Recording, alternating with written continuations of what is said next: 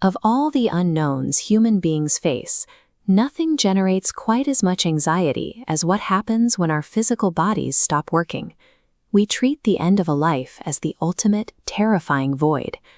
That anxiety is heavily amplified by how we've been conditioned to view finality. Depending on your worldview, you might be bracing for a definitive final judgment, or expect the complete annihilation of consciousness into utter nothingness. Living under the pressure of a one-chance existence takes an immense psychological toll. When every single choice carries the heavy weight of eternal consequence, the fear of making an irreparable mistake is paralyzing. This animated diagram illustrates a shift in how we define the soul, reimagining it not as a biological object, but as a form of energy. Much like electricity, which exists in a different form but cannot be destroyed, consciousness acts as a pure energetic state. As it progresses, it follows the laws of physics.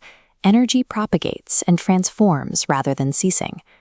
Stripping away institutional dogma reveals death as a continuous, mechanical process of energetic transformation.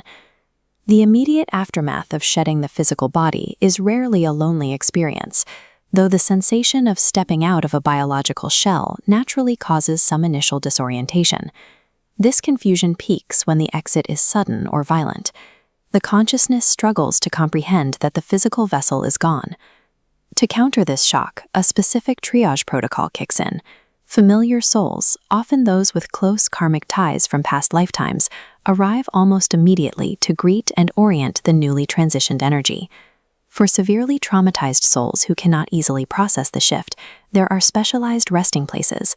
Here, they undergo a deep, slow awakening sleep to heal from physiological shock before interacting with others. Once stabilized, the environment a soul perceives is dictated by an ironclad rule: subjective reality. The immediate surroundings are entirely built by the soul's deeply held prior expectations. If a person crosses over with a deep, abiding belief in a religious figure, they will literally manifest that specific energetic presence to ease their crossing. The experiences immediately following death are self-generated psychological projections. Whether a soul perceives a terrifying landscape of hellfire or a comforting heaven, they are experiencing the reality they prepared themselves to see. Eventually, that initial confusion fades into an orientation phase. The veil drops, and the soul's memory of its past incarnations and its entire karmic history becomes accessible. This flowchart illustrates Earth as an evolutionary school. A learning phase loops upwards into integration to prevent energetic stagnation. The soul then plans its next life, mapping karmic relationships with spiritual masters. Abandoning old environments prevents habitual thinking, forcing development to a higher awareness. This transition acts as the essential mechanical engine of spiritual progression. It forces the consciousness to leave mastered lessons behind so it can tackle far more advanced challenges. To fully understand this process, we have to adjust how we perceive reality itself. Physical matter, as we define it, does not actually exist. Everything around us is simply energy vibrating at a baser, denser frequency. Which leads to a fairly obvious question. If this continuous, mechanical transition is entirely natural, why have most of us been taught to fear a definitive, terrifying end? The concept of a single high-stakes life and the subsequent threat of eternal damnation proved highly useful for historical institutions. It allowed those in power to maintain control over massive populations through the potent mechanism of fear.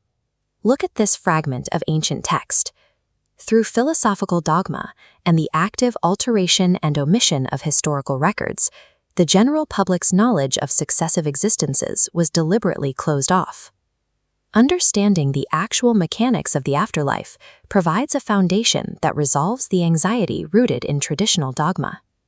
An endless cycle of learning and support allows for mistakes as part of the evolutionary path, removing the heavy, artificial burden of achieving perfection in a single lifetime.